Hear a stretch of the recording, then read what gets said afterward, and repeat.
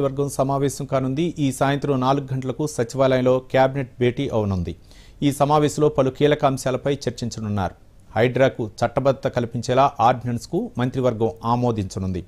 ధరణి committee చేసిన 54 సిఫార్సులపైన చర్చించి అమలుపై కేబినెట్ నిర్ణయం తీసుకోనుంది. అలాగే బీసీ కులగణనపై చర్చ జరగనుంది. పలు విశ్వవిద్యాలయాలకు కొత్త పేర్లు పెట్టడంపై కూడా కేబినెట్లో చర్చించనున్నారు.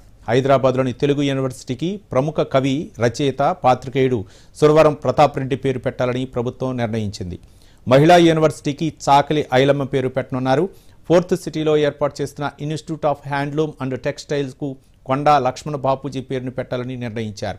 ఈ మూడింటికి మంత్రివర్గం ఆమోదముద్ర వేయనుంది. కొత్తగా ఏర్పాటు చేయాలనుకుంటున్న 225 గ్రామ పంచాయతీలు, ఔటర్ రింగ్ రోడ్ లోపల ఉన్న మున్సిపాలిటీలను జీహెచ్ఎంసీలో విలీనంపైన కేబినెట్లో చర్చించనున్నారు.